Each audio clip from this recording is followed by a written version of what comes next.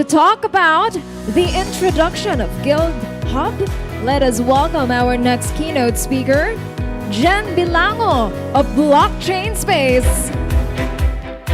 Hi, Jen. Hello, GM. I'm back again. Morning, it's always morning in the metaverse. Let's do a quick check, no? So the past three days, it's been quite an interesting journey, no? So we started with the history of crypto, and then how guilds, moving on to the transition, how guilds facilitate that adoption in the Philippines. So just a quick check, because I'm gonna skip through the rationale and some of the discussion about why guilds are here to stay, no? So who here attended the complete attendance? 3 days straight was present. I think you guys should have merch. So padala ng merch yung mga nakakumpleto, complete attendance. Who attended the second day? There was a discussion by our founder, Peter, about guild infrastructure. Because I will be continuing that discussion on why Guild Hub will be relevant in the context of guild development and evolution. So we have already established that guilds are the building blocks of Web3 adoption for a lot of reasons. But in terms of the key ones are onboarding. They have become the onboarding through education, through community building for particularly for gaming. Started as gaming in the gaming space, and then they are also the distribution channel. Last but not the least, in terms of integration, continuously teaching people how to interact with these complicated, sometimes complex interfaces, no? So we all know that gaming has been the first step of how guilds interacted with their communities. But I think over time, we saw, for the past few days, we saw that guilds are evolving such that they're just not limited by games. They are now offering different opportunities for their community members, no? I moderated the panel yesterday with a lot of with YGG sub-DAOs, and some of them are changing or supplementing their current business model. So they're focusing now on esports. Some of them are focusing on content creation. Some of them are, providing education, talking to a lot of NFT platforms and all those things for their own respective communities.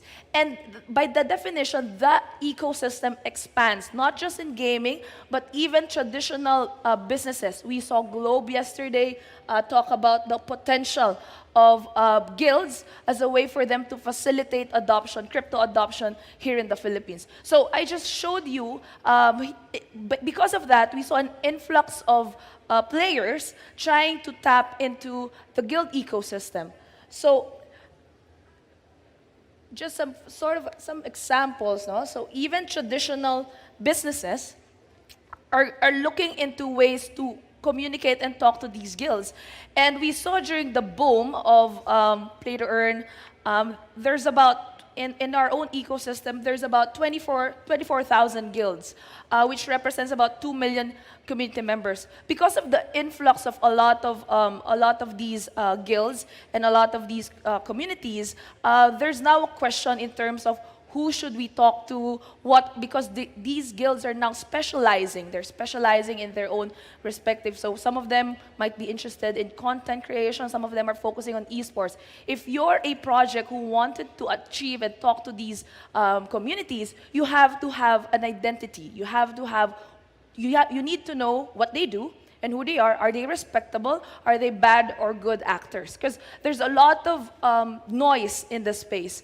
So that 24,000 is just what we've collected during the bull market. Might be some difference because of the constantly changing space. But what we saw is an influx of guilds and influx of community members. And there's also on the demand side, there are a lot of projects that wanted to talk to them and build for them. So actually, I'm going to plug our side event later about a community, a night in space, which we are organizing for our guild members and also the game partners that we're working with. So if you're a project building for guilds, there's this question that you have had: who is your target market? What are their behaviors? What are their interests? What are their purchase behavior? And what's the best way to communicate with them? We've been talking to a lot of projects, well, gaming studios initially, but now MetaCare also. We were talking to other platforms, Meta One, Globe, Smart, and one of the key pain points that they talk to us is that we're having problems identifying which guilds we should talk to. Obviously, YGG, all of those that have their tokens, we're very familiar already with them. But as we have established yesterday, they only represent 1%, less than 1% of the market. The market is overwhelmingly represented by micro and mid-sized guilds. So if you're a project and you wanted to have a strong network, you want to identify what are these, or so know the characteristics of your target market, and that's still not yet present in the space. So what's next, right? So we all know that projects would want to work with guilds, and there will be certain nuances as to what type of guilds they want to talk to. So we think that the next step, or what will be the most important feature, or what would be important to make the space more relevant and easier to facilitate transaction is guild identity. Guild identity, reputation, and verification. Because we want to make sure that both sides understand that the projects that they're working with are verified and reputable. So there are several manifestations of that we already are working on. So it will be housed under Guild Hub, which what we call the home of Web3 communities. So there are a lot of things that if you look at identity, there are a lot of nuances and there are a lot of ways that you can manifest identity, right? Identity and identifier. So for example, woman based in the Philippines, X amount of years old, and those are ways that we identify ourselves. Those are identifiers, and there are different ways that you can verify, and there are different ways that you can collect those data. So we are in a unique position to be able to provide guild identity or verify the guild identity because of the three things that we have: tools, analytics, and community activations. Because you want to make sure that the information and the data or information that you have attached to a particular guild profile is verifiable, or to some extent, there are several attestations that are attached to it, and people can prove that they are participating, or they show that particular characteristic. So how are we doing this? So we've walked you through our product suite yesterday. Peter walked you through our product suite. So we have a lot of tools in our arsenal. We have about 40 Discord bots. We have our own guild management dashboard that's being utilized by about 250 guilds. We have our Kaizen app. And these are ways that we are able to connect data and create a holistic information about a particular guild. Second, analytics. So as I mentioned, we have about 24,000 guilds, give or take, plus or minus, and given the changing landscape of the guild ecosystem. But over time, we do have data about not just on the guild's perspective, the guild's performance, but at the same time, we are able to aggregate data about game performance, and then we will then match them to a particular guild. So we also have community activation. So it's not just on-chain data. It's not just looking at scraping data in the blockchain. We also have community activations where we engage these communities. So we conduct a lot of meetups. We also hosted tournaments. So one of the first Axie LAN tournaments was hosted and organized by our team. It was held in the birthplace of Play to Earn, Cabanatuan, about $40,000 worth of prize pools, not as big as the current one, so, but we're happy to host about 200 players for that. And I think what's particular about that is we used Guild Hub as a way for us to verify the players. Because what we want is to weed out the bad actors and then provide opportunities to the good actors in the space, therefore legitimizing guilds and then helping them facilitate and interact with other projects. So in Cabanatuan, what we did was very interesting. We have about 100 signups, 100 guilds that wanted to be part of the tournament. But we had to we had to check if, number one, they've been around for X amounts of months, because we don't want, fly-by-night guilds who are just here to extract value. Second, had to put a cap, right? Because some guilds would be more dominant than the others, but we want people to have a fair chance in terms of participating in the tournament. So that's the second identifier, the players that are within their own guild, and for them to be able to sign up, they need to have a Guild Hub profile. And last but not the least, we have interactions in terms of the AMAs. We work with a lot of projects. We have about 70 game partners that we work in varying degrees, right? Some of them, they're asking us to be their go-to market strategy partner for a particular country. So Sandbox, which Peter will have a fireside chat with Seb later, we're the Philippine representative for Sandbox. We're talking to a lot of games about reaching out to other markets, doing market research, because of all of the data and all of the information and the close interaction that we have with these guilds. And we wanted to automate that. So it's for the past few months, it's been quite manual. It's been quite challenging in terms of scaling that. But we realized that we can scale that by creating a platform where we put all of our product suite, our products and services into one platform, and people can then access that through their own badge. So that has been implemented. Our alpha was implemented during the Cabanatuan launch.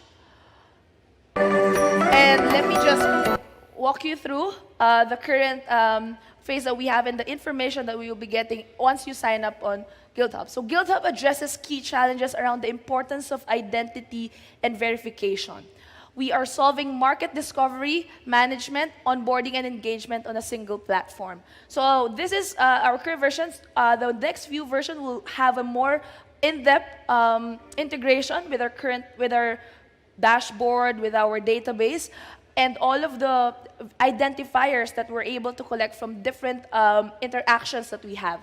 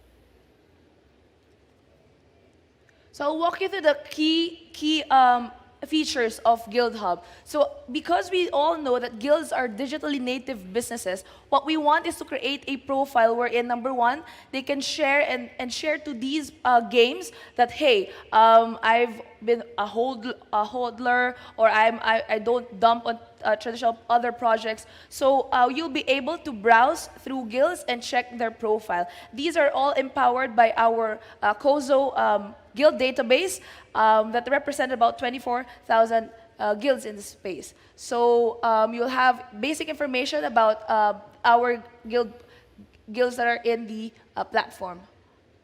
Next slide. So guild profile. So let me just get this. You will have all of the information about guilds, where they're located, guild performance, because if you're a project, you want to know, okay, is this guild the right guild for me? And that is something that is quite relevant to a lot of gaming studios. We were talking to a lot of them outside, and they were like, who should I talk to if I am a card-based game? If I want to have a high-performing guild in a card-based game, is this the right guild for me? And we're becoming their business development arm to some extent. And we wanted to automate that by having these information available in Guild Hub. So it's not just for guilds, but it's also for investors and gaming studios for them to know and to have a verified system for them to interact with guilds. Next slide. So guild performance. So what we think would, in terms of creating Guild Hub, we believe that identity will be the key to effective and efficient product and services discovery and to a scalable community engagement. So we're talking to a lot of tool providers because this is something that we'd like to be open. We want it to be interoperable, so there wouldn't be just one identity solution in the space. And the same way that we interacted with a lot of tooling providers, right? So there wouldn't be just one tooling provider. What we want is to create a system wherein other verifiers would be able to use the Guild Hub, their Guild Hub profile, and share it to projects that they're willing to work with. So, for example, you have a big amount of you have a large amount of NFT holdings, and you wanted to work with a NFT lending platform. So we're already having discussions with these groups using and talking about how we can utilize the Guild Hub profile of our partners and use that as a way for them to reach out and connect with them. So again, visit our booth outside. If you're a guild leader or a guild owner, register your guild in guildhub.io. If you're a project would like to work with you and learn more about how we can help facilitate adoption, user acquisition for you guys. And guildhub.io will be the home of Web3 communities in the space. Thank you. All right, so thank you so much for that, Jen, an all-in-one portal indeed.